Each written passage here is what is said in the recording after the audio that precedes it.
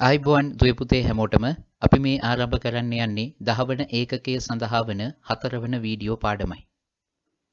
අද දවසේ වැඩ ආරම්භ කිරීමට ප්‍රථම පසුගිය සතියේ WhatsApp group එකට අපි යොමු කරපු ගෙදර වැඩ කට්ටල් 3 සඳහා වන පිළිතුරු පළමුව අපි පරීක්ෂා කරමු. සූදානම් කරගන්නේ පිළිතුරු ඒ වගේම ගැටලු සටහන් කරගන්න හරි වැරදි සඳහන් කරගන්න. ඒ වගේම විශේෂයෙන් විසඳාගත යුතු පැහැදිලි කිරීමක් පවතී නම් ඒකත් සටහන් කරගන්න. ලබන සතියේ අපි පවත්වන Zoom meeting එක සඳහා ඔබගේ ගැටලු ඉදිරිපත් කරන්න පුළුවන්. එහෙනම් අපි පටන් ගමු ගෙදර වැඩ 18 වෙනි ප්‍රශ්නේ. එතකොට මෙතන අපිට පේනවා ටයිටල් එකක් පාවිච්චි කරලා තිනවා මේ වෙබ් පිටුවේ. ඒ නිසා ශීර්ෂ කොටස තුල ටයිටල් උසුලනේ භාවිතා කරලා ඒ අර්ථ දක්වලා තියෙනවා. ඊළඟට කඳ කොටසේ මුලින්ම තියෙනවා some text කියලා. ඊළඟට තියෙන්නේ පටිපාටිගත ලැයිස්තුවක් list item 4ක් සහිතව. එතනින් ලැයිස්තුව අවසන්. ලැයිස්තුවට පසු තිබෙනවා text after කියලා කොටසක්. එහෙනම් ඔන්න ඔය විදිහට අපිට කෝඩ් එක ලියන්න පුළුවනි.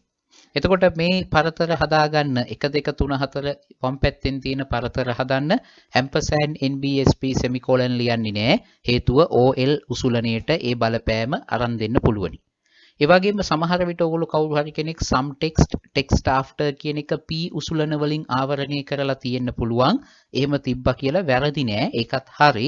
එහෙම නොතිබ්බත් මෙතන අවුලක් නෑ. හේතුව OL එකට පුළුවන් පෙර හා පසු පේලි පරතර විදැහීමක් සිද්ධ කරන්න. ඒතර ඡේද ලෙස ලිව්වත් මේ දෙන්න ඡේද නැතිව මම පෙන්නලා තියෙන ක්‍රමයට ලිව්වත් ගැටලුවක් නෑ. එහෙනම් ඔන්න 18 වෙනි ප්‍රශ්නයේ සඳහා වන සම්පූර්ණ කේතය තිරයේ දැක්වෙනවා. 19 වෙනි ප්‍රශ්නේ. ලැයිස්තු 4ක් තියෙනවා. පටිපාටිගත ලැයිස්තුම තමයි එකම අයිටම් ටික. හැබැයි අංකනාකෘතිය වෙනස් කරලායි තියෙන්නේ. පටන් ගන්නකොටම ටයිටල් එකක් තියෙනවා ප්‍රැක් 15 ශීර්ෂ කොටස තුල ඒක අපි අර්ථ දැක්වුවා. ඊළඟට list 1 කියන එක ලිව්වා. මෙතනදිත් මේ list 1 කියන එක ඕනනම් p තුල ලියන්න පුළුවන්, නැතුව ලියන්නත් පුළුවනි. මොකද ඊළඟට තියෙන ලැයිස්තුවක් නිසා මේ පේලි පරතරයේ ලැයිස්තුවට බාර දෙන්නත් පුළුවන්.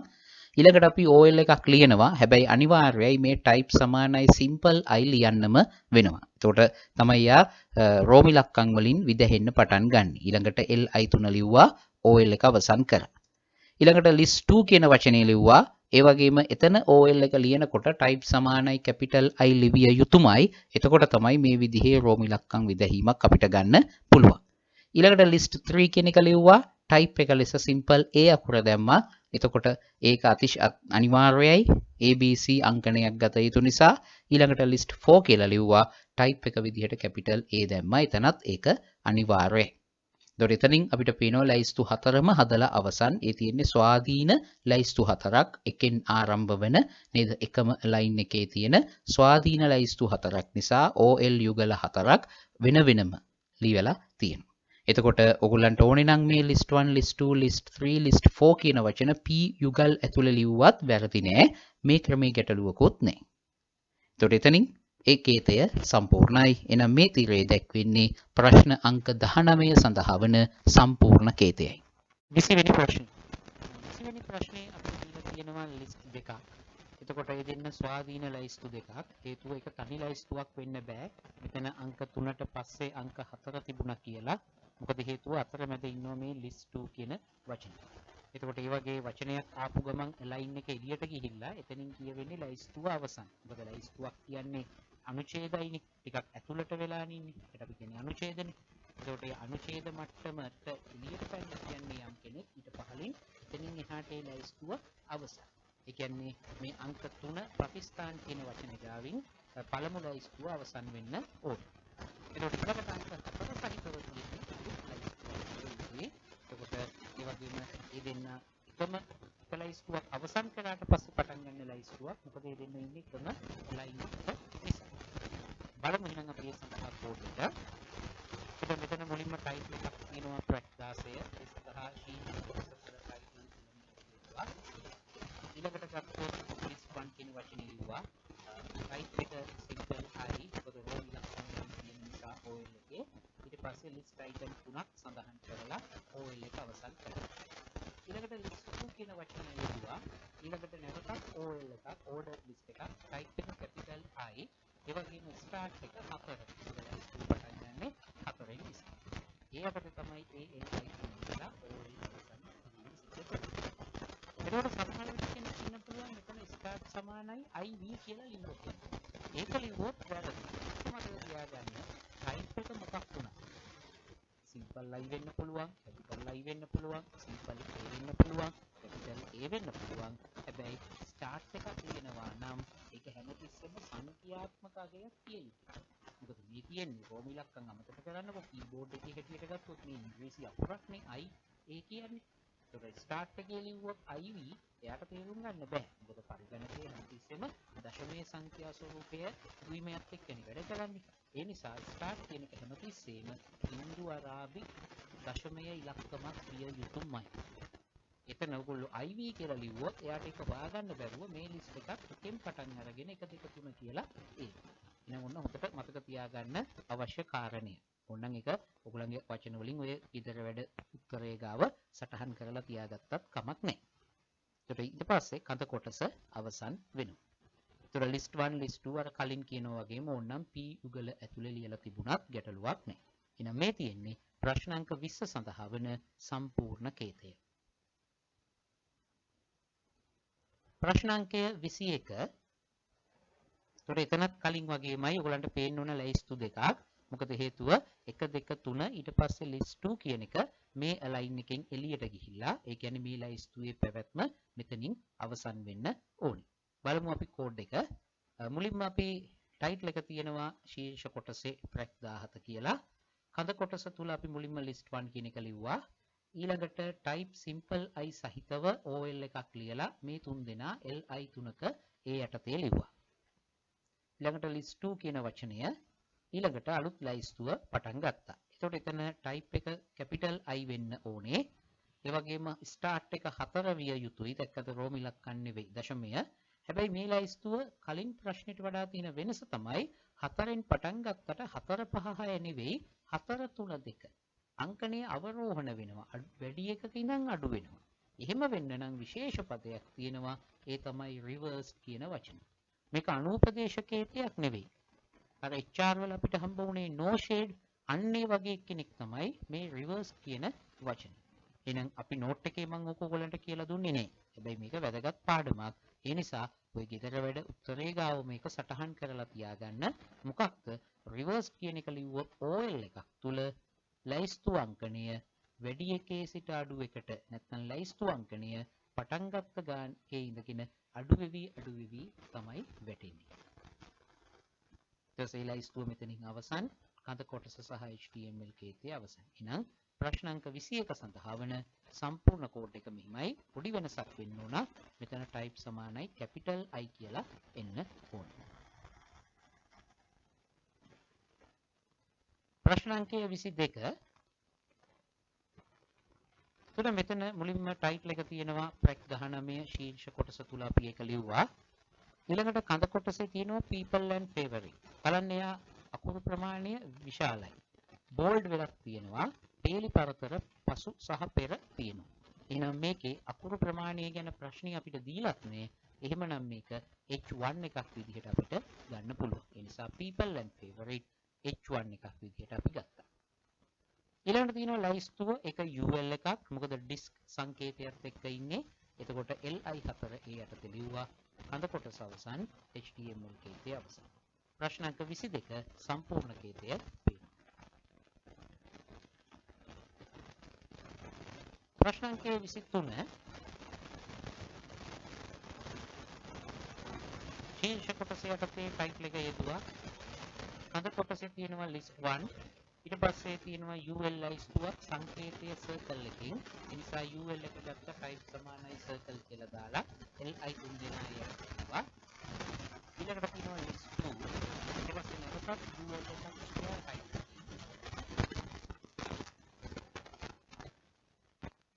ඊළඟට ඒ ලයිස්තුව අවසන් කරා කඳ කොටස එතනින් අවසන් වුණා.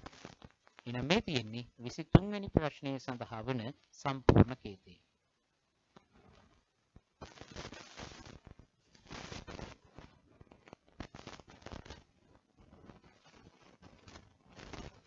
ප්‍රශ්න අංකය 24.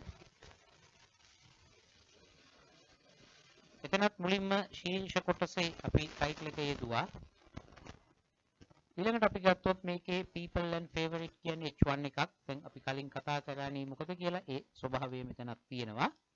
ඊළඟට පටන් ගන්නවා OL ලයිස්තුවක්. ඒකේ පළවෙනි අයිටමේ තමයි LI රවි. මොකද අංක 1 ඉන්නේ රවිට. හැබැයි ඊළඟට තියෙනවා rice dal කියලා දෙන්නේ. ඒ දෙන්න ඉන්නේ කොයි විදිහටද?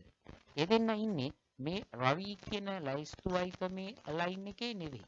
ඊට වඩා ඇතුළට වෙලා. අපි කිව්වා ලයිස්තු අයිටම් එකකට පහලින් ලයින් එක තව ඇතුළට ගිහිල්ලා හිටියොත් ඒ කියන්නේ ඒක නීඩ ලයිස්තුවක්. අයිටමයක් යටතේ හැදිච්ච ලයිස්තුවක්.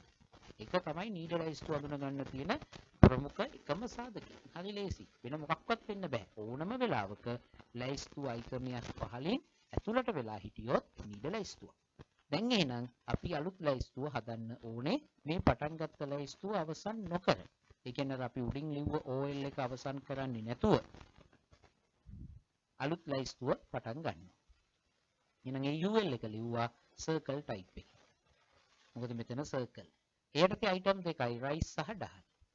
ඊළඟට ඉන්නේ රංග. ඒක ඉන්නේ එළියට වෙලා නේද? dal කියන line එකට වඩා එළිය. ඒ කියන්නේ මේ ලයිස්තුව දැන් හදපු UL එක අවසන් වෙන්න ඕනේ. මේක අවසන් කරා. ඊළඟට රංග කියන එක ලිව්වා LI එකක් දාලා. මොකද හේතුව ඒක අයිති වෙන්නේ line එක බලන්නකො මේ රවිට. ඒ කියන්නේ මෙයාගේ ලයිස්තුවේ ඊළඟ item එක. ඒ ලයිස්තුව තාම අවසන් කරලා නැහැ නේ මේ OL එක. ඒ නිසා OL ලියන්නේ LI රංග කියලා ලිව්වා. දැන් කලින් වගේම ඊට පහළ තියෙන meat dal කියන්නේ නීඩ ලයිස්තුවක්. ඒ නිසා ඒක UL එකක් කියලා අපිට පේනවා circle type එකේ. ඒක ලියලා ඒ meat dal කියන item දෙක හැදුවා. ඊළඟට ඉන්න සමන් එළියට ගිහිල්ලා තියෙනවා වම් පැත්තට ගිහිල්ලා. ඒ නිසා UL එක මෙතනින් අවසන් වෙනවා. ඊළඟ LI එක ලිව්වා සමන්. නැවතත් ඒ යටතේ අපිට පේනවා නීඩ වෙච්ච ලයිස්තුවක්. ඒ නිසා ඊට අදාළ UL එක ලිව්වා circle type එකෙන් LI item දෙක හැදුවා. ඒ UL එක අවසන් කරා. එතකොට එතනින් පස්සේ සමන්ගේ ලයින් එකේ තව කවුරුත් නැහැ. ඒ කියන්නේ අර මුලින් පටන් ගත්ත OL ලයිස්තුවත් අවසන් වෙනවා. ඒ නිසා ඊළඟට OL එකත් අවසන් කළ යුතුයි. ඔගොල්ලෝ කවුරු හරි කෙනෙක් මේ LI සමන් කියන තැනට OL එක ගෙනාවොත් ඒ කියන්නේ මෙන්න මේ කියන OL අවසන් කිරීම මෙතනට ගෙනත් තිබ්බොත් ඒක වැරදි. එතකොට මොකද වෙන්නේ? මෙතනින් OL එක වහලා UL එක ලිව්ව ගමන් මේ දෙන්නත් මේ ලයින් එකටම ඇවිල්ලා ඉන්නේ. මොකද එතකොට මේක ස්වාධීන ලයිස්තුවක් වෙනවා. නීඩ නේ. නීඩ බව තියෙන්නේ මේ OL එක වහන්නේ නැතුව ලයිස්තු හදන තාක්කල් ඒගොල්ලෝ නීඩයි.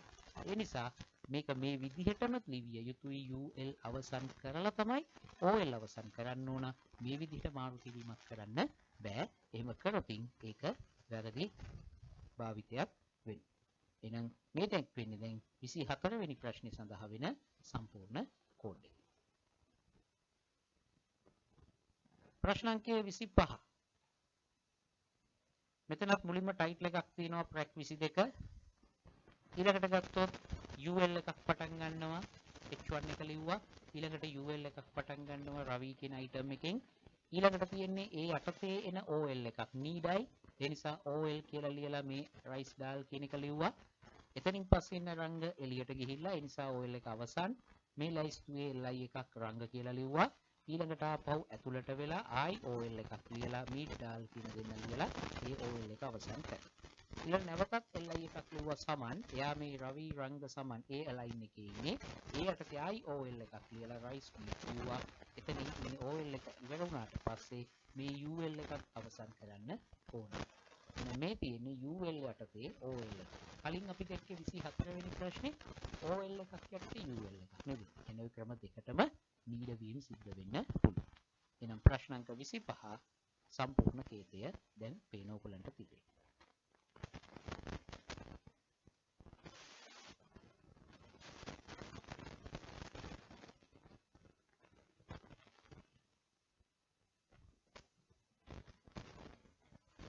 ප්‍රශ්න අංක 26. එතකොට මේක ප්‍රශ්න අංක 25ට ගොඩාක් දුරට සමානයි. එකම වෙනස තමයි අර රවි රංග සමන් කියන ලිස්ට් අයිටම් තුන බෝල්ඩ් වෙලායි. ඒ නිසා මම ඒ තැන් තුන B යටතේ B වලින් ආවරණය කරමින් දාලා තියෙනවා. 24 වෙනි ප්‍රශ්නෙත් එක්ක තියෙන්නේ මේ රතු පාටින් දක්වපු පේලි තුනේ වෙනස පමණයි. මෙන්න තියෙනවා 25 ප්‍රශ්න සඳහා වෙන සම්පූර්ණ කෝඩ් එක මෙතන.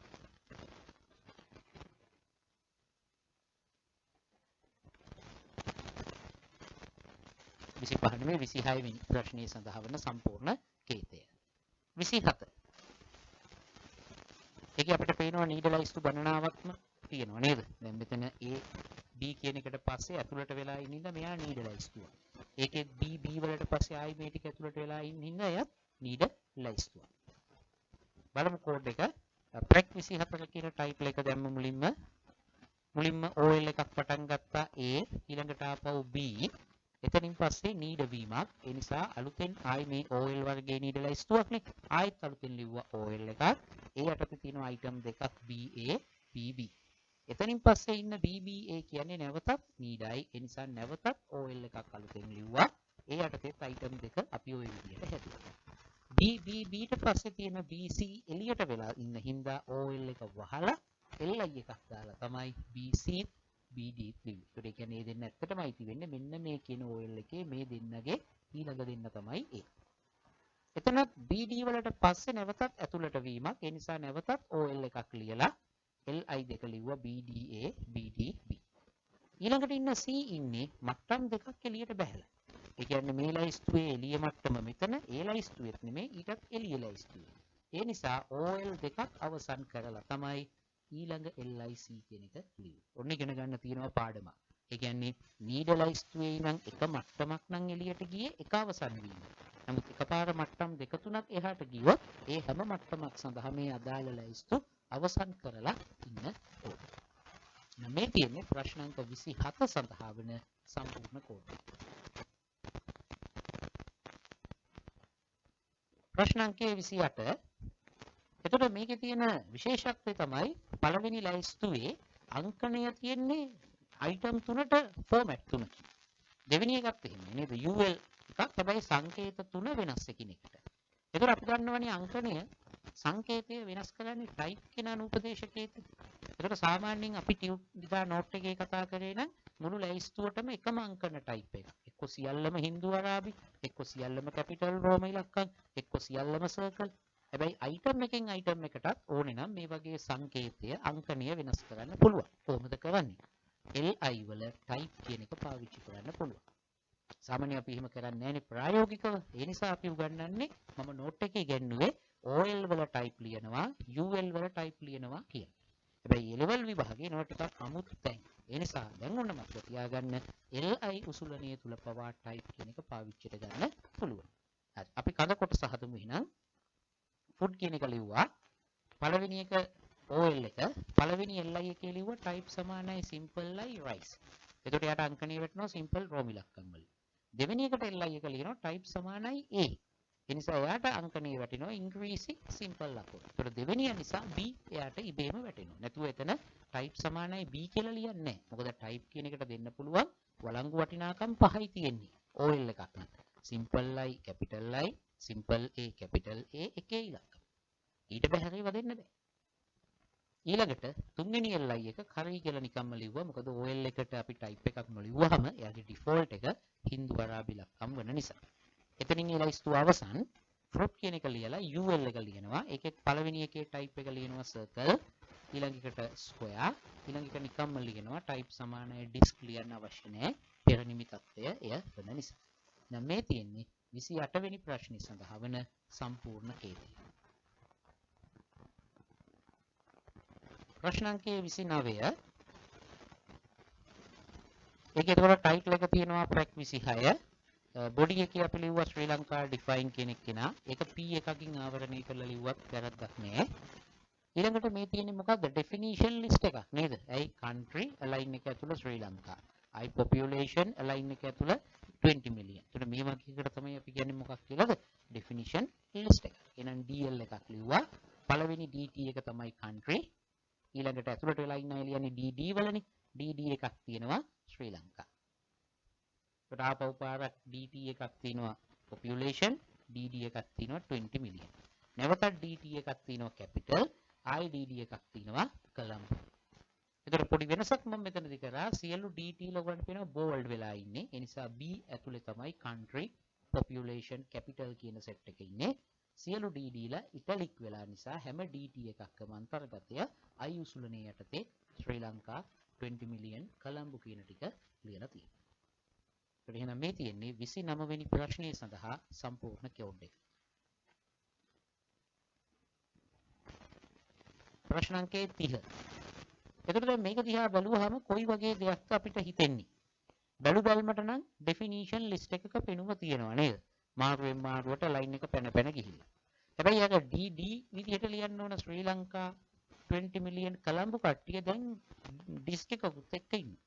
ඒගොල්ලෝ disk එකක් දෙන්න නම් ඒගොල්ලෝ UL එකක් වෙන්න ඕන නේද? මොකද definition list වල disk එක නැහැනේ. එහෙමනම් මොකක් වෙයිද මේ? DL එකක ඇතුලේ UL ද නෑ. හොඳට මතක තියාගන්න definition list සමග needleized කතා නැත. ඒ නිසා තමයි ඔයගලන්ට මම එදා උගන්වද්දී definition list ඉගන්නුවේ needleized කොටස අවසන් කරලා. එහෙනම් මතක තියාගන්න හොඳට ඔන්න ආයි පාරක් මම කියනවා විස්තර ප්‍රකාශ ලයිස්තු සමග needleized හදන්න බෑ. DL ඇතුලේ UL ලයිස්තුවත් DL ඇතුලේ OL ලයිස්තුවත් ඒව හදන්න බෑ. එහෙනම් කොහොමද මේ කෝඩ් එක ලියවෙන්න ඕන? ඔන්න අපි බලමුකෝ. මුලින්ම ටයිටල් එක දැම්මා ප්‍රැක් 27. ඊට පස්සේ කඳ කොටසේ ශ්‍රී ලංකා ඩිෆයින් කියන එක ලිව්වා. මේ පාර එක P වලින් වට කරලාම ලියන්න වෙනවා. ඇයි කියලා අපි බලමු. නිකම්ම ලිව්වා country. DL එකක් නේ. ඊළඟට මොකද කරේ? UL එකක් ඇතුලේ ශ්‍රී ලංකා එක ලිව්වා LI කරලා UL ඉවරයි. ආයෙ ලිව්වා population. නැවතත් UL එකක් LI එකක් කරා 20 million. ආයෙත් ලිව්වා capital. අලුත් UL එකක් හදලා LI කරා කොළඹ කියන එක. එහෙනම් මේ තියෙන්නේ මොකක්ද? ශ්‍රී ලංකා define කියන වචනයට පස්සේ country වචනය යටතේ UL එකක්, I population වචනය යටතේ UL එකක්, capital වචනය යටතේ UL එකක්. එකිනෙකට ස්වාධීන UL list තුනක් තමයි මෙතන පෙන්නලා තියෙන්නේ. නැතුව මෙතන කිසිම definition list එකක් නැහැ. අර අපි definition list ඉගෙන ගත්ත නිසා මේ align එකේ මාරුව හින්දා අපි පැටලෙනවා. ඔයගොල්ලෝ definition list උගන්වන්නේ නැතුවමම මේ ප්‍රශ්නේ දුන්නා නම් මං හිතන ඔයගොල්ලෝ ගොඩාක් අය හරියට ලියයි. අර අපි definition list ඉගෙන ගැනීම තුළ අපි මායාවකට යටත් වෙනවා.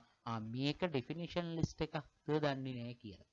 ඒකට බලන්න සමහර දේවල් ඉගෙන ගන්නවා වැඩි වුණාමත් හරියට ඉගෙන ගත්තේ නැත්නම් වරදින්න හේතු බවට පත් වෙනවා. ඒ නිසා දැන් හොඳට ඔයගොල්ලෝ දන්නවා සඳහන් කරලා තියාගන්න definition list සමග needleized හදන්න බෑ. ඒ නිසා මේක definition list එකක් ඇතුලේ තියෙන UL එකක් නෙවෙයි. මොකද අපි ඉගෙන ගත්තනේ UL කියලා ලිව්වහම එයා කොහොමත් align එක ඇතුළට යනවා. ඒ නිසා country කියන වචනේට වඩා ඇතුලෙන් තමයි ශ්‍රී ලංකාව ඉන්නේ. population කියන එකට වඩා අනුච්ඡේද වෙලා තමයි 20 million ඉන්නේ. ඒකට ඒ ලක්ෂණය නිසා තමයි අර මම එක විතරක් ලියලා තියෙන නිසා තමයි ඔයගොල්ලන්ට definition list එකක පෙනුමක් වගේ මේක දකින්න ඇත්තේ. එහෙනම් මේ තියෙන්නේ 30 වෙනි ප්‍රශ්නයේ සඳහා වන සම්පූර්ණ කෝඩ් එක. ඒකට 31 වෙනි ප්‍රශ්නේ දැන් මම හිතනවා වැරදුනත් දැන් හරියට හදාගන්න පුළුවන් ඇති. ඒ නිසා ඒක වැරදුණු කෙනෙක් ඉන්නවනම් මේක ධාවනීය වෙන එක తాවකාලිකව නවත්තලා ඔන්න දැන් කෝඩ් එක ලියන්න. ලියලා ඊට පස්සේ බලන්න මම සාකච්ඡා කරනකොට දැන් කෝඩ් එක ඔයගොල්ලෝ හරියට ලියාගත්තද කියලා. දැන් අපි එහෙනම් බලමු උත්තරේ. එතනදී ටයිටල් එක ප්‍රැක්ටිස් 28 කියන එක හැදුවා. P එකක් ඇතුලේ ශ්‍රී ලංකා ඩිෆයින් ලිව්වා නැත්නම් පේලි පරතරය ගන්න බෑ. country කියන එක ලිව්වා. ඊට පස්සේ UL එකක item දෙකක් තමයි ශ්‍රී ලංකා ඉන්දියා කියන්නේ. නැවතත් UL එක ඉවරයි. population කියන වචනේ ලිව්වා. UL එකක් හදලා 20 million ඒකේ item එකක් කරා. list එක ඉවරයි. capital කියන වචනේ දාලා UL එකක් හදලා කොළඹ සහ ශ්‍රී ජයවර්ධනපුර ඒකේ item දෙකක් කරා. UL එක අවසන් body සහ HTML අවසන්. එහෙනම් මෙතන තියෙන්නේ කිනෙකට ස්වාධීන UL වර්ගයේ ලයිස්තු තුනක් විදහිම තමයි මේ සිද්ධ වෙලා තියෙන්නේ. ඒතර මේක DL වලින් කොහොමදවත් ලියන්න බෑ. හරි? ඕක තමයි ඕක ලියන්න තියෙන එකම ක්‍රමය. එහෙනම් 31 වෙනි ප්‍රශ්නේ සම්පූර්ණ කෝඩ් එක ඔයගලන්ට තීරේ දකින්න පුළුවන්. 32 ප්‍රශ්නේ. මිශ්‍ර ප්‍රශ්නයක් මේ දක්වා ඉගෙන ගත්ත දේවල් කීපයක් මෙකට මම දාලා තිනවා මෙතන. මුලින්ම අපි ටයිටල් එක ලිව්වා World Cup. කඳ කොටසට එමු. මුලින්ම තියෙන්නේ Cricket World Cup H1 එකක් විය යුතුයි. bold. පේලි පරතර තියෙනවා. size එක ලොකුයි. දීලා නැහැ. එහෙනම් ඒක H1 එකක්. ඊළඟට තියෙනවා තිරස් රේඛාවක් HR. ඒකේ අපිට ප්‍රශ්නේ දීලා තියෙනවා width එක 600ක් කරගන්න. පාට රතුළු color red ලිව්වා. හැබැයි align සමානයි left ලියන්න වෙනවා අපිට. මොකද අපි මතක තියෙන්න ඕන තිරස් රේඛාවක පළල අඩු කරාම එයා ඉන්නේ මැදට කෙල්ල වෙලා.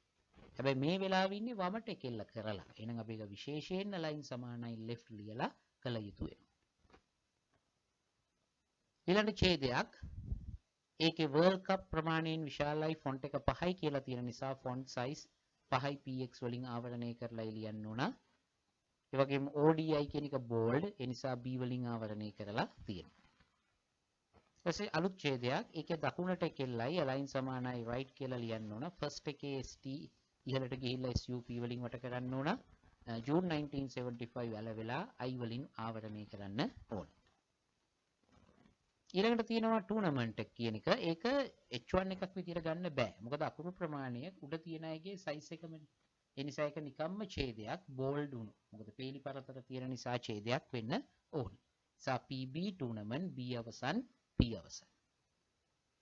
ඊට පස්සේ first 3 කියලා ලයිස්තුවක් එනවා OL එකක් 1 2 3 list item 3යි. එතනින් පස්සේ එනවා last 3 කියලා IOL එකක් එනවා 9න් පටන් අරගෙන තමයි ලයිස්තුව ඉස්සරහට යන්නේ. එහෙනම් මේ දැක්වෙන්නේ 32 වෙනි ප්‍රශ්නයේ සඳහා වෙන සම්පූර්ණ කේතය.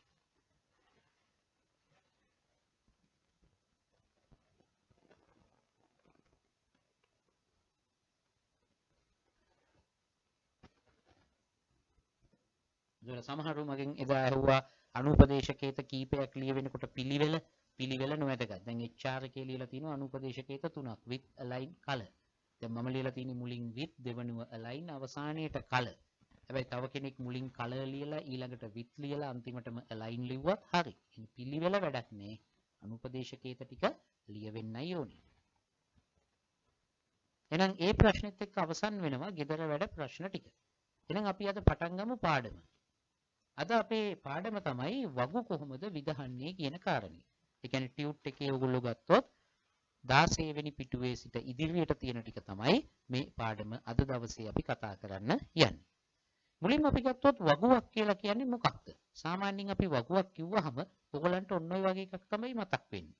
නේද? පේලි තියෙනවා, තීරු තියෙනවා. ඉංග්‍රීසියෙන් කියන්නේ රෝ කොලම් කියලානේ. මේ අතට අපි කියනවා පේලි රෝ, මේ අතට අපි කියනවා කොලම් තීරු. එතකොට හැබැයි HTML වලදී වගුව කියන එක මෙහෙම දකින්න එපා. මීට වඩා පොඩ්ඩක් වෙනස් විදිහකට දැකගමු, අර්ථ දක්වගමු, තේරුම් ගමු. ඒක ඕගොල්ලන්ට ලේසියක් වේවි ටිකක් සංකීර්ණ වැඩවලට යනකොට. මොකක්ද ඒ ක්‍රමය? අපි HTML වල වගුවක් දකින්නේ පේලි සමූහයක් තුල විදහෙන කෝෂ සමූහයක් විදිහට. කෝෂයක් කියලා කියන්නේ කොටුවකට. මේ වගුවේ තියෙන කොටුවකට අපි සෙල් එකක් කෝෂයක් කියලා කියනවා. ඉතින් අපි දකින්නේ පේලි 3යි එක පේලියක කෝෂ දෙක. ඔය ක්‍රමයට තමයි අපි දැන් වගු තේරුම් ගන්න ඕන. නැතුව පරණ ක්‍රමයට කොලම් 2යි රෝ 3යි කියන්න එපා. ඒක අසීරුයි ඔයගලන්ට වැඩ කරගෙන යනකොට මේ පාඩමේදී. එහෙනම් මේ වගුවම HTML වලින් හැදෙන්නේ මෙහෙමයි. මුලින්ම වගුව සීමාව හැදෙනවා. ඊට පස්සේ පළවෙනි පේලිය හැදිලා ඒකට කෝෂ දෙකක් වැටෙනවා. දෙවෙනි පේලිය හැදිලා ඒකට ආයි කෝෂ දෙකක් වැටෙනවා. තුන්වෙනි පේලිය හැදිලා ඒකට තවත් කෝෂ දෙකක් හැදෙනවා. එහෙනම් ඔන්න ඔය වගේ පෙළ ගස්වන ලද පේලි වල තිබ්බ කෝෂ විදිහට තමයි HTML වගුවක් හිතන්න වෙන්නේ. ඒතර එතන 16 වෙනි පිටුවේ ඉහළම තියෙනවා වගු නිර්මාණය යටතේ මේක ලියලා තියාගන්න මුලින්ම පේලි සමූහයක් තුල විදහෙන කෝෂ සමූහයක් ලෙස හඳුන්වයි. පේලි සමූහයක් තුල විදහෙන කෝෂ සමූහයක් ලෙස හඳුන්වයි. ඒ නිසා HTML වගු විදහෙන්නෙත් මේ ක්‍රමයට නෙමෙයි, මේ වම් පැත්තේ තියෙන විදිහට නෙවෙයි. දකුණු පැත්තේ තියෙනවා වගේ අපිට පේනවා මෙහෙම පොඩි වෙනසක්. ඒකට හේතුව වගුව ඒක තුල කෝෂ වෙන වෙනම එයා ඉන්සර්ට් කරගන්න, විදහු කරගන්න නිසා වෙන්න ඕනේ. නිසා දකුණු පැත්තේ තියෙන වගු පෙනුම තමයි වෙබ් පිටු වලින් අපිට දකින්න හම්බ වෙන්නේ. ඒතර වගුවක් විදහන්න හදන්න HTML කෝඩ් එක ලියනවා නම් උසුලන තුනක් තියෙනවා අනිවාර්යයෙන්ම ලියන්න වෙනවා. table, tr, td. මේ තුන් දෙනාම යුගල උසුලන. ටේබල් උසලනයෙන් කරන්නේ වගුවේ ආරම්භයයි අවසානයයි පෙන්වනවා. අර OL UL වගේ මෙන්න වගුව පටන් ගත්තා. මෙතනින් ඒ වගුව ඉවරයි. TR වලින් පෙන්වන්නේ පේලි. වගුවේ තියෙන රෝ එකක් පේලියක් පෙන්වන්නේ TR වලින්. TD වලින් පෙන්වන්නේ කෝෂ. ඒතර ඒකත් ලියලා තියාගන්න අර අපි කලින් ටික ලිව්ව 16 වෙනි පිටුවේ ඉහළම තියෙන තිත්තිරි මත. වගු විදහීම සඳහා පහත උසුලන අනිවාර්ය වේ කියලා මේ තුන් දෙනාව ලියා ගන්න මේ විස්තරෙත් එක්ක. ඒකට තිරේ දැන් වීඩියෝ ධාවනය වෙන එක නවත්තලා ඒක ලියාගෙන ඉවර වෙලා ඊට පස්සේ ඉස්සරහට ධාවනය කරන්න. එතකොට එහෙනම් අපි බලමු අර කලින් වගුව හදන්න. ඔන්න මුලින්ම අපි ටේබල් යුගලය ලිව්වා. එයා විසින් මොකද කරන්නේ? වගුව සඳහා මේ වගේ ප්‍රදේශයක් වෙන් කරගන්න. පළවෙනි පේලිය හදන්න TR යුගල උසුලනයක් ලිව්වා. ඒක තුල TD උසුලන තුනක් ලියලා තියෙනවා. ඒතර පළවෙනි TR එක පෙන්නනවා මේ පළවෙනි රෝ එක. ඒ යටතේ එක පේලියට කෝෂ තුනක් තියලා තියෙනවා. හේතුව TD යුගල් තුනක් තියෙන නිසා. ඒතර TD යුගල මැද්දේ අපි ලියන්නේ කෝෂයේ අන්තර්ගතය. පළවෙනි කෝෂයේ අන්තර්ගතය මේක, දෙවෙනි කෝෂ අන්තර්ගතය මේක, තුන්වෙනි කෝෂ අන්තර්ගතය මේක. ඊට තව පේලියක් හදන්න ඕන නම් ආයෙ ලියන්න ඕනේ මීට පහලින් තව TR යුගලක් මේ ටේබල් උසුලනේ අතර ලියන්නේ අපි. ඒකේ කෝෂ තුනයි මේ පළවෙනි කෝෂේ V මේ දෙවෙනි කෝෂේ මේ තුන්වෙනි කෝෂේ. තවත් පේලියක් ඕන නම් ආයෙ ලියුවා TR යුගලක්. ඒක ඇතුලේ TD තුනක් ලිව්වා. එහෙනම් ඔන්න ඔය වගේ තමයි වගුවක් විදහීම සිද්ධ කරන්නේ. ඒතර ඔයගොල්ලෝ ලියන්න අවශ්‍ය නැහැ. ඔයගොල්ලන්ගේ ටියුට් එකේ ටික තියෙනවා. මම පැහැදිලි කිරීමකුයි ඔය කරේ. එහෙනම් දැන් ඔන්න ඔයගොල්ලෝ දන්නවා වගුවක් අඳින්නේ කොහොමද? ටේබල් ඇතුලේ TR යුගල, TR යුගල ඇතුලේ TD යුගල. ඔය ක්‍රමයට තමයි වගු විදහීමක් අපි සිද්ධ කරගන්නේ. ඊළඟ කාරණේ මේ කලින් ලිව්ව කෝඩ් එකට විදහීම මම ඔහොමනේ පෙන්නුවේ. ඒගොල්ලන්ට මේ කතාව තේරුම් කරලා දෙන්න ඕන හින්දා. හැබැයි මේක වැරදි මේ විදහීම. හරියටම හරි විදහීම තමයි දැන් ඔයගොල්ලන්ට පේන්නේ. මොකක්ද? බලන්න කෝඩ් එක ඒකමයි. කලින් කෝඩ් එකමයි කෝඩ් එක වෙනස් කරේ නෑ. වෙනස උනේ විදහීමට. බෝඩර් ටික දකින්න නෑ. ඒ කියන්නේ නිකම්ම ටේබල් TR TD යුගල විතරක් පාවිච්චි කරලා හදන වගුවල බෝඩර විදහීමක් සිද්ධ වෙන්නේ නෑ. එතකොට 12 වෙනි 16 වෙනි පිටුවේ මුලින්ම තියෙන කෝඩ් එකේ යට තියෙන මේ විදහීමනේ ඉස්සරහින් ලියලා තියන්නේ. අතරික්සු වගු විදහීමේදී බෝඩර විදහු නොකරයි. අතරික්සු වගු විදහීමේදී බෝඩර විදහු නොකරයි. එයා බෝඩර් විදහු කරන්නේ නැහැ. ඒතර බෝඩර් විදහු ගන්න ඕනේ නම් ඒකට අපි ලියන්න ඕන විශේෂණ උපදේශකේතයක් තියෙනවා. ඒ තමයි බෝඩර් කියන කෙනා. ටේබල් තුල බෝඩර් උපදේශකේතය ලියලා අඩුම ගානේ එකේ ඉලක්කම දුන්නොත් අන්න අපිට බෝඩරුත් එක්ක වගුව විදහ ගන්න පුළුවන්කම ලැබෙනවා. ඒතර මේ බෝඩර් කියන අනුපදේශකේතයෙන් කරන්නේ මේ රේඛාවේ ඝනකම කීයද කියන එක. ඒතර අපි රේඛාවේ ඝනකම නොකියුවොත් එයා දාගන්නේ බිඳුවයි. ඒ කියන්නේ රේඛාව නැහැ. ඒ නිසා මම කිව්වේ අඩුම ගානේ පික්සල් එකක්වත් දෙන්න ඕනේ. නමුත් අපිට ඕන නම් ඊට වඩා ලොකු ගණන් උනත් දෙත හැකි. මේ වගේ 10 පික්සල් දුන්නොත් වඩ පේනවා වටේ බෝඩර් එක මොකෝ වෙන්නේ. ගොඩක් ඝනකම වෙනවා. ඒතර මේ ඝනකම පික්සල් 10ක ඝනකමක් තමයි මේ විදහීමට අරගෙන දෙන්නේ. එහෙනම් බෝඩර් අනුපදේශකේතේ පාවිච්චි කරලා තමයි වගුවේ බෝඩර විදහීම සිද්ධ කරගන්නේ. එතකොට 16 වෙනි පිටුවේ දෙවෙනි තිත්තිල් පේලි දෙක උඩ ලියා ගන්න මේ රතු කොටුවේ පෙන්වලා තියෙන ටික වගු බෝඩර විදහීම සඳහා ටේබල් තුල බෝඩර් අනුපදේශකේතය භාවිතා කරයි.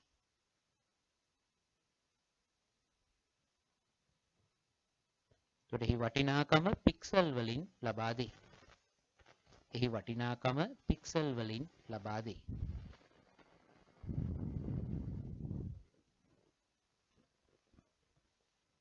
ඒ සඳහා අවම වශයෙන් එක ඉලක්කමෙන් එක දාන්න. ඒ සඳහා අවම වශයෙන් එක ලබා දීමෙන් බෝඩර විදහු කළ හැකිය. ඒ සඳහා අවම වශයෙන් එක ලබා දීමෙන් බෝඩර විදහු කළ හැකිය.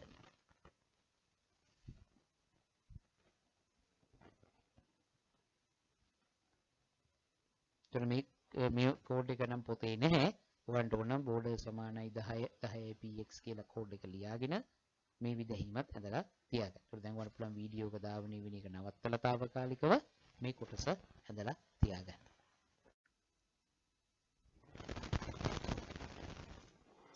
ඊට පස්සේ අපි ගත්තොත් වගුවක පළලයි උසයි හදන්නේ කොහොමද? එතකොට වගුවක පළල උස හදලා තියෙනවද කියලා හරි ලේසියෙන් හොයාගන්න පුළුවන්. බලන්නකෝ ඔයගලන්ගේ ටියුට් එකේ නම් 17 වෙනි පිටුවේ විදහීම පළවෙනි විදහීම නැත්තම් මම මෙතන ස්ක්‍රීන් එකේ පෙන්නනවා. අර කලින් වගුවම තමයි. හැබැයි බලන්න එයාගේ දැන් ජැක්සන් කියන එක ගත්තත් තව වටේ ගොඩක් ඉඩ තියෙනවා කෝෂය ඇතුලේ. 50 94 80 වගේ ගත්තත් කෝෂය ඇතුලේ ඉඩ තියෙනවා. එතකොට ගාන්ටම කෝෂවලට ෆිට වෙන්නද වටිනකම් තියෙන්නේ. ඒ කියන්නේ පළල හදලා නැහැ. උස හදලා නැහැ. හැබැයි කෝෂ ඇතුළෙත් අපිට පේනවා නම් අන්තර්ගතයට වඩා පළලක් උසක් ඉතුරු වෙලා තියෙනවා. ඒ කියන්නේ width සහ height එක. පළලයි උසයි කෝඩ් එක තුල හදලා තියෙනවා. ඔන්න දැක්කනේද විදහීම දිහා බලලා ඒ තීන්දුව තීරණ ගන්න පුළුවන්කම තියෙන්න ඕනි. එතකොට පළල හදන්න අපි පාවිච්චි කරන්නේ වගුවේ width කියන අනූපදේශකේතය, උස හදන්නේ height. ඒ කියන්නේ width එක කියන්නේ මේ කොටස, height කියලා කියන්නේ මේ පැත්ත. මේ දෙන්නගේ වටිනාකම් පික්සල් වලින් දෙන්නත් පුළුවනි. එහෙම නැත්නම් අතරික්සු පළලට අනුපාතයක්, අතරික්සු උසට අනුපාතයක් විදිහට 100ට ගාණක් දෙන්නත් පුළුවන්. දැන් මෙතන දාලා තියෙන්නේ width එක පික්සල් 400යි. කියන්නේ මෙතන ඉඳන් මෙතනට හරියටම 400යි. හැබැයි උස අතරික්සුසෙන් 130යි. කියන්නේ අතරික්සුව පික්සල් 1000ක් උසයි නම් පික්සල් 300ක උසක් මේ තියෙන්නේ. අතරික්සු කවුළුව පික්සල් 500 නම් මේ තියෙන්නේ පික්සල් 150ක උසක්. ඒ වගේ අනුපාතය දෙන්නම ඕනනම් පික්සල් දෙන්න පුළුවන්, දෙන්නම ප්‍රතිශත දාන්න පුළුවන්. මම වර්ග දෙකෙන් දැම්ම වටිනාකම් දෙක එකපාර ඔයගලන්ට ඒ ක්‍රම දෙකම පෙන්වන්න ඕන නිසා. එතකොට ඔයගොල්ලෝ මේක සටහන් කරගන්න 16 වෙනි පිටුවේ අන්තිමටම තියෙන තිත්තිලි පීලිවල මේ රතු කොටුවේ දක්වලා තියෙන ටික. එහෙනම් width height තමයි අපි පාවිච්චියට ගන්න. ධාවනීය වෙන එක වීඩියෝ නවත්තලා ඔයගොල්ලෝ මේ තීරේ තියෙන රතු පාට කොටුවේ තියෙන ටික 16 වෙනි පිටුවේ අන්තිම තිත්තිලි උඩ ලියන්න. ඊට පස්සේ 17 වෙනි පිටුවේ විදහීම තියෙනවනේ. මේ තිරේ දැක්වෙන මේ විදහීම එතන දකුණු පැත්තේ ඉඩ තියෙනවනේ. එතනින් ලියලා තියාගන්න. කෝෂ තුල අන්තර්ගතයට වඩා වැඩි උසක් පළලක් ඇති බැවින් කෝෂ තුල අන්තර්ගතයට වඩා නැත්නම් අන්තර්ගතයට අවශ්‍ය ප්‍රමාණයට වඩා කෝෂ තුල අන්තර්ගතයට අවශ්‍ය ප්‍රමාණයට වඩා උස සහ පළල ඇති බැවින් width height අනූපදේශකේත භාවිතා කර ඇති බව ප්‍රත්‍යක්ෂ වේ. width height අනූපදේශකේත භාවිතා කර ඇති බව ප්‍රත්‍යක්ෂ වේ. ඒතර කාගෙන්වත් ඔයගොල්ලෝ අහන්න ඕනේ නෑ width එක height එක හදලාද මේකේ කියලා.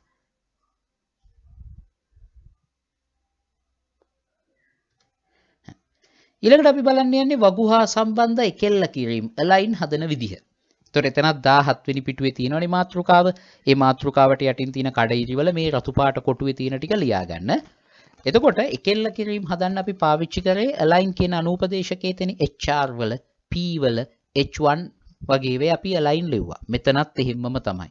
වගුවේ අන්තර්ගතය align කරන්න අපි පාවිච්චියට ගන්නේ align කියන අනූපදේශකයේ. කලින් කෝඩ් එකට මම ගියොත් ඒ විදහීමේ ඔයගලන්ට පේනවා මේ ජිල් කියන ඒවා ජැක්සන් කියන වචන 9450 මේ හැමෝම ඉන්නේ මොන ලයින් එකේද වම් පැත්තට වෙලානේ.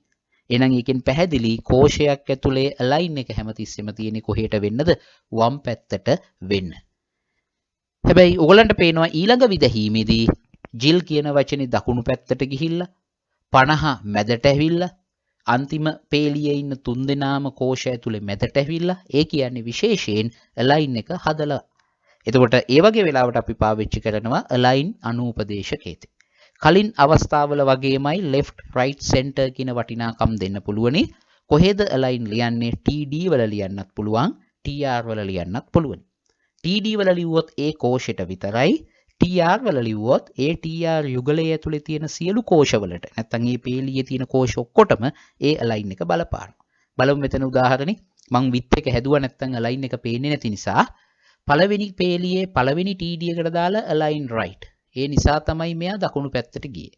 හැබැයි ඊළඟ TD එකට අපි වෙනසක් කරලා නැහැ. ඒ නිසා යා default එක පෙර නිමි තත්ත්වේ වමට වෙලා ඉන්නවා.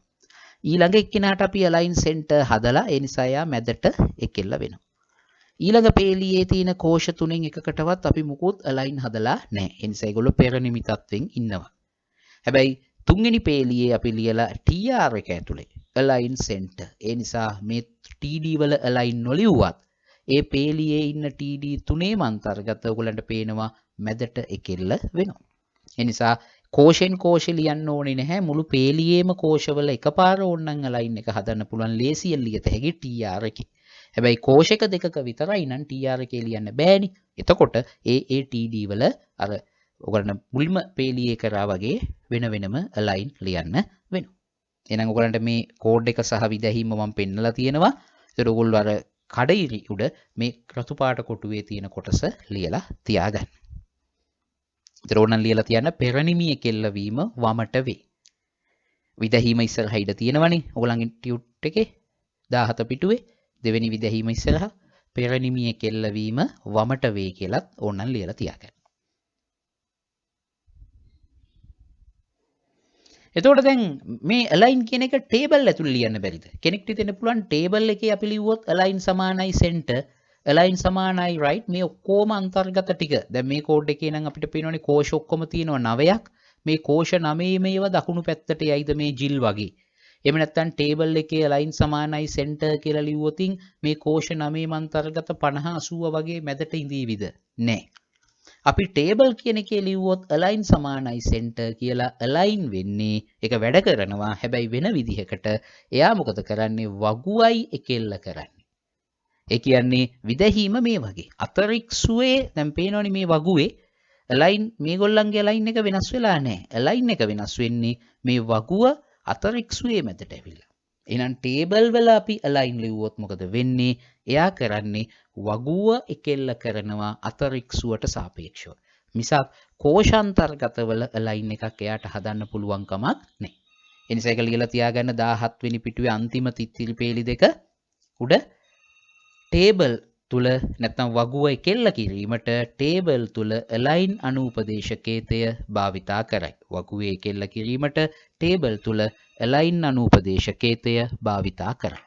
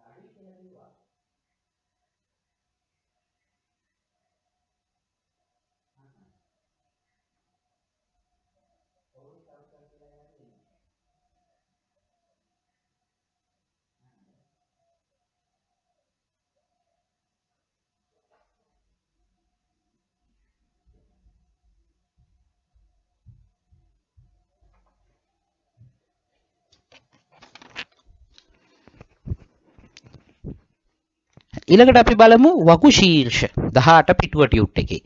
වගු ශීර්ෂ කියලා අපි කියන්නේ ඉංග්‍රීසියෙන් මේවට කියන්නේ table headings කියලා. ඒ තමයි වගුවේ තීරු වල columns වලට අපි මාතෘකා දාගෙන යනවා නම් ඒවා ලියන්න තියෙන සම්මත ක්‍රමයක් තමයි වගු ශීර්ෂ කියන්නේ. ඒ කියන්නේ නීතියක් නැහැ හැමම ලියන්න කියලා සම්මතයක්. එතකොට මේ වගු ශීර්ෂයක් දාලාද නැද්ද කියලා අඳුනගන්නේ කොහොමද? මම පල්ලෙහා පෙන්නලා තිනවා මෙන්න මේ ලක්ෂණ දෙක තියෙනවනම්. ඒ කියන්නේ කෝෂයක අන්තර්ගතය බෝල්ඩ් වෙලා මැදට කෙල්ලව තියෙනවා නම් ඒක වගු ශීර්ෂයක්. ඒ කියන්නේ ඒක පළවෙනි දැන් තීරු මාතෘකා අපි සාමාන්‍යයෙන් දාන්නේ පළවෙනි පේලියේනේ තියෙන්නේ. හැබැයි පළවෙනි පේලියේ හෝ දෙවෙනි හෝ අන්තිම හෝ මැද හරිය හෝ ඒවා යම් කෝෂාන්තර්ගතයක් බෝල්ඩ් වෙලා සෙන්ටර් ලයින්ද ඔයගොල්ලෝ TD එකේ align සමානයි සෙන්ටර් ලියලා B පාවිච්චි කරලා ඒක කරන්න එපා. එහෙම කරත් විදහීම එනවා. නමුත් සම්මතයක් තියෙනවා විභාගෙදී ඕගොල්ලන්ට ලකුණු දේවි. ඒක මේ ශීර්ෂයක් කියලා අඳුනගෙන ඒ විදිහට ලියු. එහෙනම් මුලින්ම මතක තියාගන්න වගු ශීර්ෂ යටතේ මේ දෙන්න ලියලා තියන්න. මොකක්ද වගු තීරු සඳහා යොදන මාතෘකා වගු ශීර්ෂ ලෙස හඳුන්වයි. ඒවා තද පැහැති අකුරින් මැදට එකෙල්ලව විදහි. ඒවා තද පැහැති අකුරින් මැදට එකෙල්ලව විදහි. එතකොට අපි බලමු කොහොමද වගු ශීර්ෂයක් හදන්නේ. ඒකට පාවිච්චි කරනවා විශේෂ උසුලනයක් TH. ඒ කියන්නේ TR ඇතුලේ TD වෙනුවට ලියනවා TH. දැන් බලන්න මේ විදහීම දිහා. ඒකේ first last marks කියන තුන් දෙනා කෝෂ. හැබැයි අන්තර්ගත බෝල්ඩ් වෙලා මැදට කෙල්ල වෙලා තියෙනවා. ඒ නිසා ඒ පළවෙනි TR එකේ TD 3ක් නෙවෙයි ලියන්නේ TH 3ක්. එහෙනම් TH වලටත් පුළුවන් කෝෂ හදන්න. හැබැයි අන්තර්ගතය බෝල්ඩ් මැදට කෙල්ල. ඊට පස්සේ තියෙන ඊළඟ පේලියේ තුන් දෙනා බෝල්ඩ් වෙලා මැදට කෙල්ල වෙලා නැති නිසා TD යුගල් තුනක් ඔයගලන්ට පේනවා. අන්තිම පේලියෙත් එහෙමයි TD3. එහෙනම් TH පාවිච්චි කරලා තමයි වගු ශීර්ෂ හදන්නේ. ඒක ලියාගන්න අර කඩේලිය උඩ ඉඩ නැතිනම් මේ විදැහීම තියෙනවනේ ඔයගොල්ලන්ගේ ටියුට් එකෙත් ඒකේ දකුණු පැත්තට වෙන්න ලියන්න වගු ශීර්ෂ සැකසීම සඳහා TH භාවිතා කරයි. රතු කොටුවේ තියෙන ටික ලියාගමු. මම මෙතන විත් එක දාලා පළල පොඩ්ඩක් වැඩි කරා. ඒකට අර ලයින් එක ඔයගොල්ලන්ට දකින්න පුළුවන් නේ. දැන් මේ පොතේ තියෙන එකේ නම් අපි විත් එක මම හදලා නැහැ. නමුත් ඔයගොල්ලන්ට දැන් මේකෙන් පැහැදිලිවම සෙන්ටර් ලයින් වෙච්ච බව අනිත් අය ඩිෆෝල්ට් එකෙන් ලෙෆ්ට් ලයින් ඉන්න බවත් පේනවා.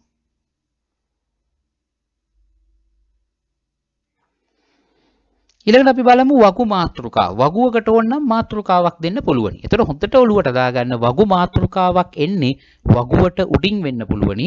වගුවට පහලින් වෙන්නත් පුළුවන්. මම ඊළඟට පෙන්නන්නම්. හැබැයි යා වගුවේ ගෑවි නොගෑවි තමයි ඉන්නේ. මොකද ගොඩක් අයට තියෙන ප්‍රශ්නයක් තමයි වගුව ළඟින් මොනවා හරි වචනයක් දුන්නාම අපෙන් අහනවා මේක නිකන් වගුවට සම්බන්ධ නැති ටේබල් උසුලණයට උඩින් ලිව්ව වචනයක්ද? එහෙම නැත්නම් මාතෘකාවක්ද? ඒක දැන් විභාගෙදී ඕගොල්ලෝ තනියෙන්ම අඳුන ගන්න ඕන. එනිසා හොඳට ඔලුවට දාගන්න වගුවේ ගෑවි නොගෑවි වගුවේ උඩ මැදට වෙන්න තමයි මාතෘකාව ඉන්නේ. එතකොට වගු මාතෘකාවක් ඕනේ නම් ටේබල් කියන එකට උඩින් මේක my table ලිව්වට මෙහෙම එන්නේ නැහැ. ඒතකොට යා ටිකක් ඈත් වෙලා වම් පැත්තට වෙලා එවි my table. මේ විදිහට ගන්න නම් caption කියන උසුලණය ඇතුලේ ලියවෙන්න ඕන. caption යුගල උසුලණයක් ඒක ඇතුලේ ලියන්නේ. caption ලියන්නේ කොහෙද? table උසුලණය පටන් ගත්තට පස්සේ ඒක ලියන්නේ.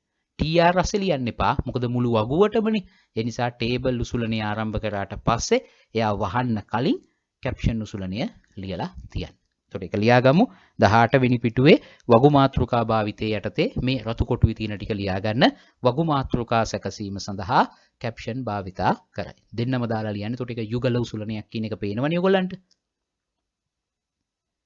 ඒකම විදැහීම ගාවින් ලියලා තියාගන්න 18 පිටුවේ අන්තිමටම තියෙන විදැහීමට දකුණු පැත්තෙන් ඉඳ තියෙනවනේ. මොකක්ද?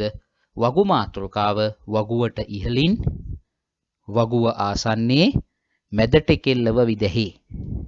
වගු මාතෘකාව වගුවට ඉහළින් වගුව ආසන්නයේ මැදට කෙල්ලව විදැහි.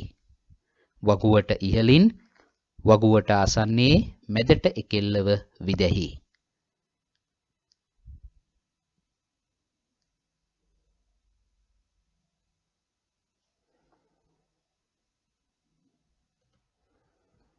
ඊට පස්සේ වගුවක මාතෘකාව අපිට ඕන නම් වගුවේ පහලට ගන්න පුළුවන්. මොකද අපි ගොඩාක් වෙලාවට ওই පොත්වල එහෙම දකින්නේ වගු මාතෘකා යටට අරගෙනනේ. හැබැයි HTML සම්මතයේ වෙනස්. කැප්ෂන් එක වැටෙන්නේ වගුවේ උඩට.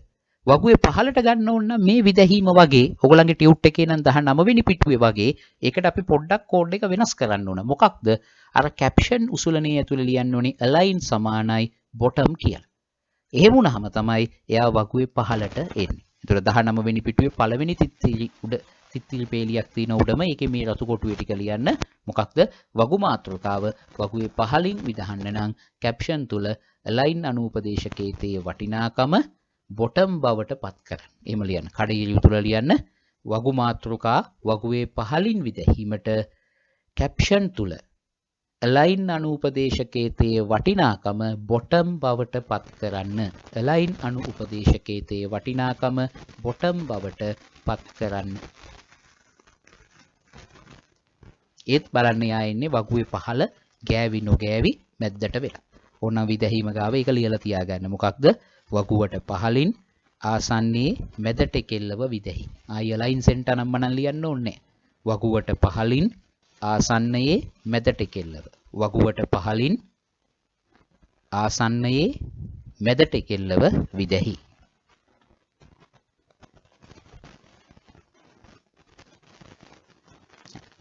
ඊළඟට අපි බලමු කෝෂ සංයුක්ත කිරීම. වගුවක කෝෂයක් සංයුක්ත කරනවා කියන්නේ වගු කෝෂයක් තව කෝෂ දෙක තුනකට අයිති ඉඩ අරගෙන නම් විදෙන්නේ. ඒකට අපි කියනවා කෝෂය සංයුක්ත වෙලා merge වෙලා කියලා අපි කියන්නේ. කෝෂයක් සංයුක්ත කරනවා කියන්නේ කෝෂය තව කෝෂ දෙක තුනක ඉඩ ප්‍රදේශය තුළ තනි කෝෂයක් ඉන්නවා. ඒකට අපි කියනවා කෝෂ සංයුක්තයි. ඒතර කෝෂ සංයුක්ත කරන්න පුළුවන් විදි දෙකක් තියෙනවා. ඕනේ නම් එකම පේලියේ කෝෂ කීපයක ඉඩ අල්ලගෙන එයා ඒ පේලියේම තව කෝෂ දෙක තුනක ඉඩ අල්ලගෙන ඉන්න පුළුවන්. හරියට බස් එකක තුන් දෙනෙක් වාඩි වෙන සීට් එකේ වාඩි වෙලා අනිත් දෙන්නගේ ඉඩත් තනියෙන් අල්ල ගන්නවා වගේ. ඒ පේලියේම ඉඩ අල්ලගෙන තනි කෝෂයක් ඉන්නවා. එහෙම නැතිනම් එකම තීරුවේ කොලම් එකක් විදිහට හිතුවොත් එක දිගට පහළට කෝෂ කීපයක ඉඩ අල්ලගෙන තනි කෝෂයක් තියන්නත් පුළුවන්. එහෙනම් ඔය ක්‍රම දෙකට තමයි මර්ජ් කරන්න පුළුවන්. එහෙම නැතිනම් කෝෂ සංයුක්ත කරන්න පුළුවන්. එතකොට 19 වෙනි පිටුවේ කෝෂ සංයුක්ත කිරීමට අදාළව මේ කොටස ලියලා තියාගන්න. වීඩියෝ ධාවනය වෙන එක නවත්තලා මේ තිරේ දැක්වෙන ටික දැන් ලියා ගන්න. මුලින්ම ගත්තොත් එකම පේලියේ කෝෂ කීපයක අවකාශය සංයුක්ත කරනවා කියන්නේ මේ වගේ වැඩක්. බලන්න මේ වම් පැත්ත. වම් පැත්තේ තියෙනවා පේලියකට කෝෂ 3 ගානේ දාපු වගුවක්. මේකෙන් මම පොඩි වෙනසක් කරනවා. මෙන්න මේ 94 කෝෂයේ අයින් කරලා ඒ ඉඩත් අරගෙන දෙවෙනි කෝෂයේ පවත්වනවා මේ. එතකොට දැක්කද? මෙන්න මේ කොටුව මේ කෝෂය එකම පේලියේ කෝෂ දෙකක ඉඩ අල්ලගෙන ඉන්නවා. එතකොට ඒ වගේ වෙලාවට හොඳට නෝට් කරගන්න. දැන් කෝෂයේ පළල්නේ හොඳට. එතකොට ලයින් එක අපිට හරියට නෝට් වෙන්න ඕන. ලයින් එක හැමතිස්සෙම වමටයි තියෙන්නේ. මේ තියෙන්නේ අනිත්. එතකොට ඒ වගේ එකක් අපි මුලින් බැලුවොත් කොහොමද ඒ වගේ වැඩක් කරන්නේ? ඒ කියන්නේ එකම පේලියේ කෝෂ කීපයක ඉඩ අල්ලගන්න නම් අපි කරන්න ඕන දේ තමයි ඒ කෝෂයට අදාළ TD එක හෝ TH එක ලියනකොට ලියන්න ඕන කොල් ස්පෑන් කියන අනුපදේශකේතිය. ලියලා ඉස්සරහෙන් ලියන්න ඕන කෝෂ කීයක ඉඩ මට ඕනේද?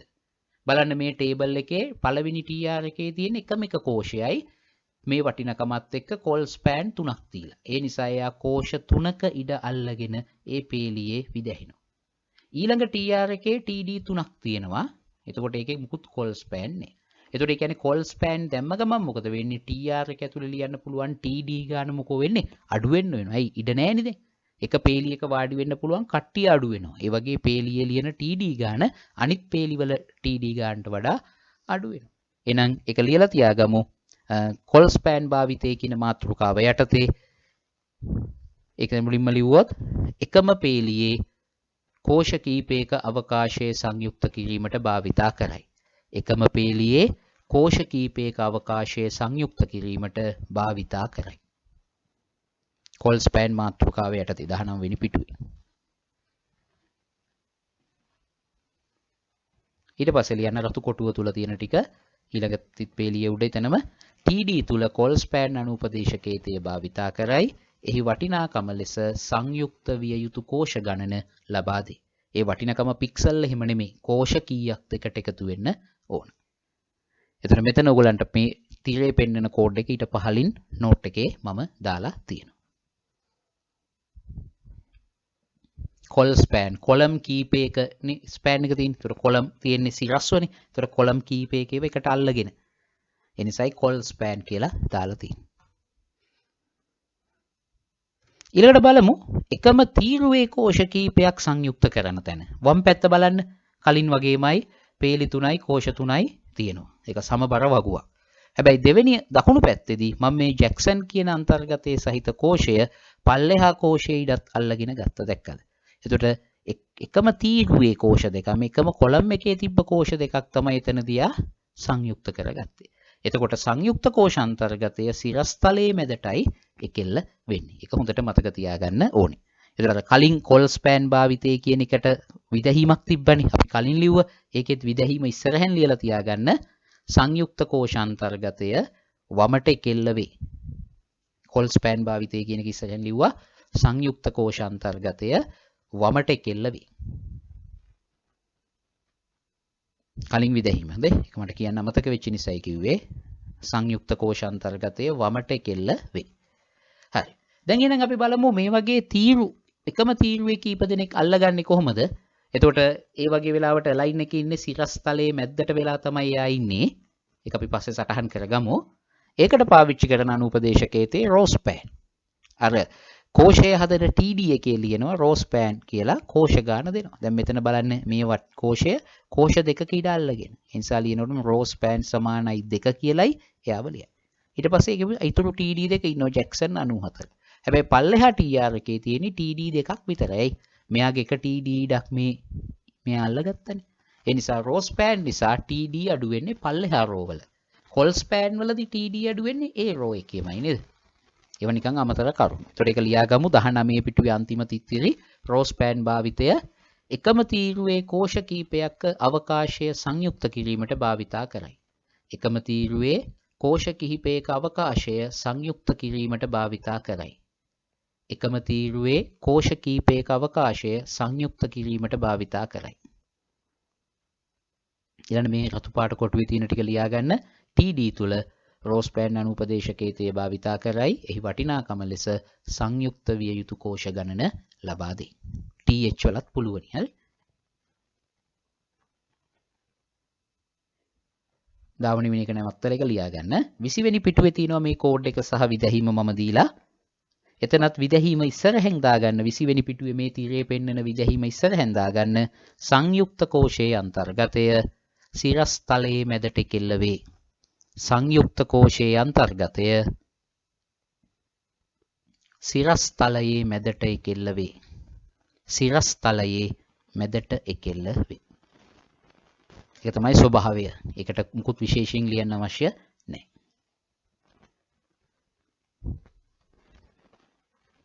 එතකොට ඔය සංයුක්ත කරන වැඩේ ටිකක් හොඳට පුරුදු වෙන්න ඕන. සමහරුන්ට ඒක එකපාරට තේරුම් ගන්න අමාරුයි වගේ. ඒ නිසා අපි පොඩි ක්‍රියාකාරකම් දෙක තුනක් කරමු. හරි. මුලින්ම මෙන්න මේක ටියුට් එකේ නෑ. ඒ නිසා වීඩියෝ එක ප්ලේ වෙන එක දැන් తాවකාලිකව නවත්තලා කොලේක ඇඳ ගන්න මේ විදැහීම. ඇඳගෙන මේකට කෝඩ් එක ඕගොල්ලෝ ලියන්න. එහෙනම් ඔන්න මම දැනට ඔගොල්ලෝ කරන්න ඕන දේ මොකක්ද? වීඩියෝ එක ප්ලේ වෙන එක මම දැන් කියනවා නවත්තන්න කියලා. එතකොට නවත්තන්න. මේක ඇඳගත්තා. නැවැත්තුවා. ඕගොල්ලෝ හිතන විදිහට කෝඩ් එක ලිව්වා. ලියලා ඉවරනාට පස්සේ මම ආයි වීඩියෝ එක ප්ලේ කරන්න උත්තරේ මන් දෙනවා. ඒකද ඕගොල්ලෝ ලිව්වේ කියලා බලන්න. හරි. මේක නොලියා උත්තරේ බලන්න එපා. ලියලා උත්තරේ බලන්නයි තියෙන්නේ. හරි. එහෙනම් ඔන්න දැන් නැවැත්තුවා. පටන් ගන්න වැඩි.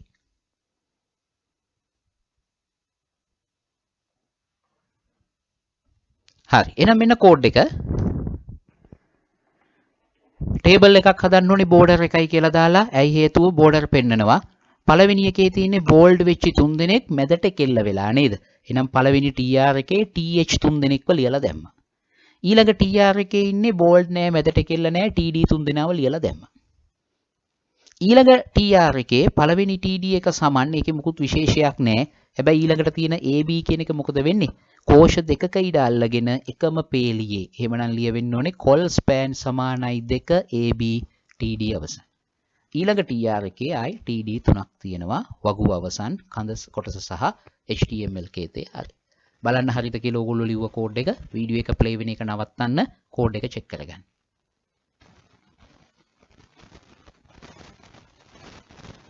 හරිද? එහෙමනම් මෙන්න ඊළඟ ක්‍රියාකාරකම.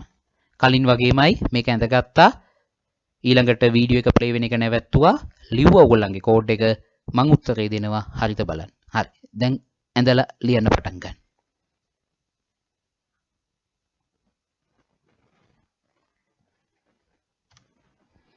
හරි. බලමු අපි එහෙනම් දැන් උත්තරේ. මේකෙත් වගුව පටන් ගත්ත බෝඩර් සමානයි 1 කියලා දැම්මා.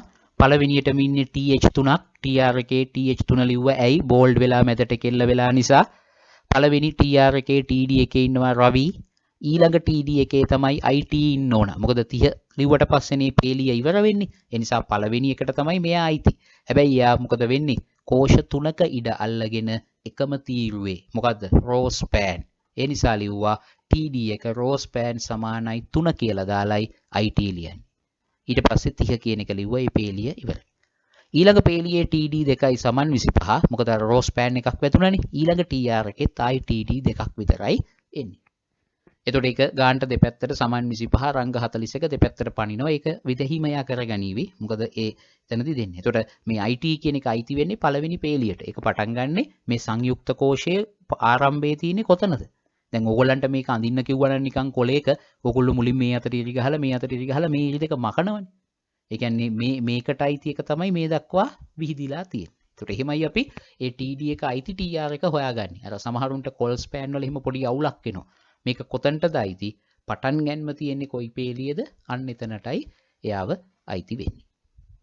දැන් එහෙනම් වීඩියෝ එක ප්ලේ වෙන එක නැවැත්තුවා తాවකාලිකව ලියා ගන්න කෝඩ් එක.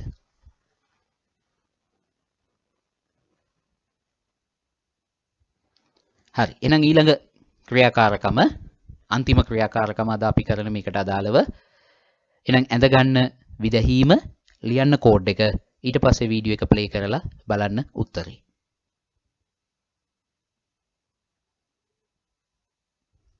හරි අපි එහෙනම් පිළිතුර බලමු. එතනත් ටේබල් බෝඩ එකයි කියලා දැම්මා. පළවෙනි පේලියේ වගු ශීර්ෂ 3ක් එනවා. name paper 1 paper 2. ඊළඟ පේලියේ පළවෙනි TD එක රවි. ඊළඟ TD එක 45. ඊළඟට ඉන්නවා මේ කෝෂනේ. ආරම්භයේ තියෙන එතන. හැබැයි යා මොකද වෙන්නේ රෝස් පෑන් 3කට ගිහිල්ලා තියෙනවා 30. එතනින් මේ පේලිය අවසන්. ඊළඟ පේලියේ ඉන්න සමන් මොකද වෙන්නේ කෝල් ස්පෑන් 2යි. එයා විතරමයි මේ පේලියට දැන් ඉතුරු වෙන්නේ. ඊළඟ පේලියේ කෝෂ 2යි රංග සහ 41. එතනින් වගුව අවසන්. බලන්න හරිද කියලා. එහෙනම් වීඩියෝ එක ප්ලේ වෙන එක නැවැත්තුවා. කෝඩ් එක ලියා ගන්න.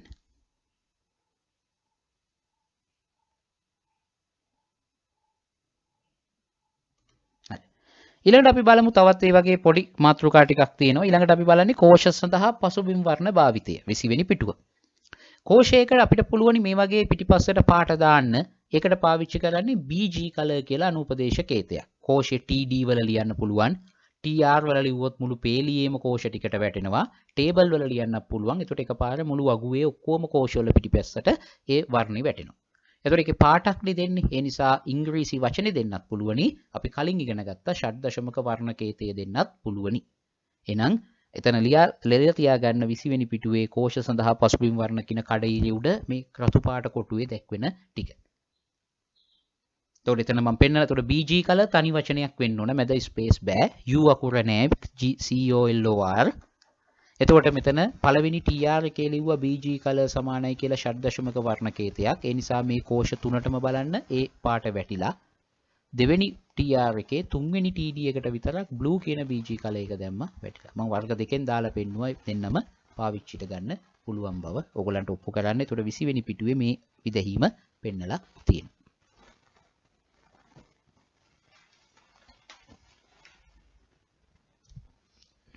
විසි එක්වෙනි පිටුවට අපි යමු.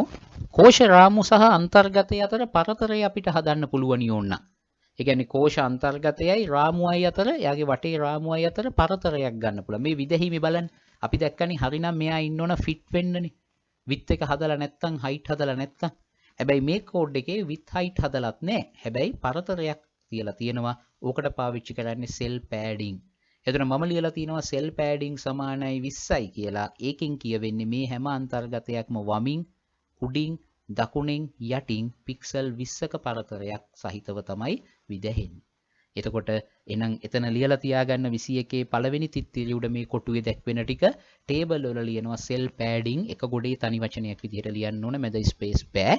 අනුපදේශකේතය ලියලා වටිනාකම පික්සල් වලින් දෙනවා. එතකොට මේ කෝඩ් එකේ මම දීලා තියෙන්නේ 5යි කියලා. px දාන්නත් පුළුවනි. එතකොට එතන ඕනම් මාක් කරගන්න මේ EVE කියන එකට උඩින් ඊතලයක් ගහලා 5යි පික්සල්, වමෙන් 5යි පික්සල්, දකුණෙන් 5යි පික්සල්, පහලින් 5යි පික්සල් කියලා මාක් කරගන්න. මොකද මම මේ උදාහරණේ පාවිච්චි කරා 20ක්. ඔයගලන්ට පෙන්වන්න ඕන නිසා ඒක ටිකක් ලොකුවට. උදාහරණේ පොතේ මම දීලා තියෙන ටියුට් එකේ 5යිනේ. ඒ නිසා ඔයගොල්ලෝ ඉරි කැලි ටිකක් දාලා ඒක මාක් කරලා තියාගන්න මේ වගේ. මෙතනින් ඉරක් ගැහුවා. මෙතනින් මෙන්න මේ තමයි මගේ කෝඩ් එකේ හැටියට 20. මේ මට්ටම ඕගොල්ලන්ගේ ටියුට් එකේ හැටියට 5යි 5යි 5යි 5යි. ඒ තමයි cell padding.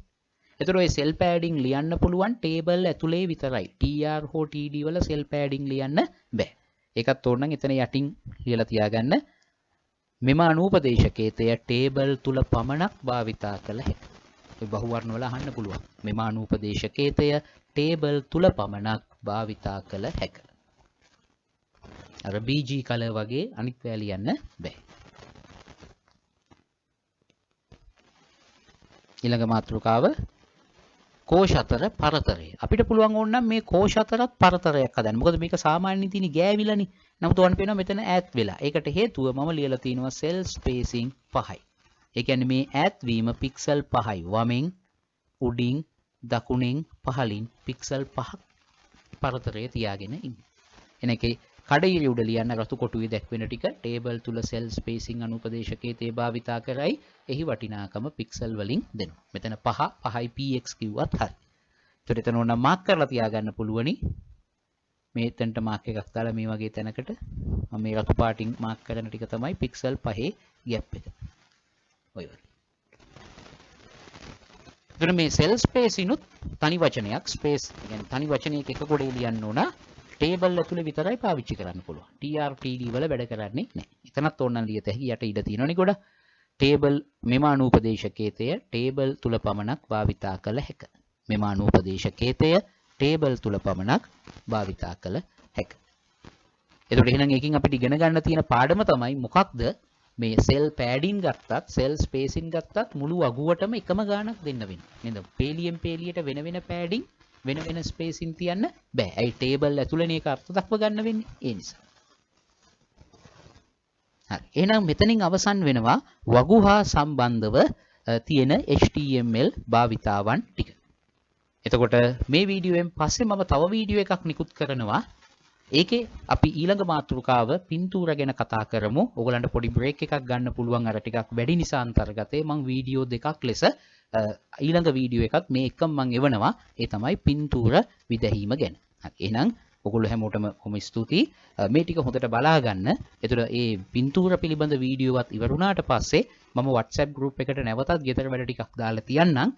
මේ වගු විදැහීම් වලට අදාළව. මොකද විභාගෙදී ගොඩක් අහන තැන් තමයි ලැයිස්තු වගු පින්තූර කියන්නේ ගොඩක්ම පාවිච්චි කරන මාතෘකා. ඒ නිසා ඒවා හොඳට ඔයගොල්ලෝ ග්‍රහණයට ගන්නම ඕන. එහෙනම් බොහොම ස්තුතියි ඔයගොල්ලෝ හැමෝටම මේ කොටස දක්වා හිටියට.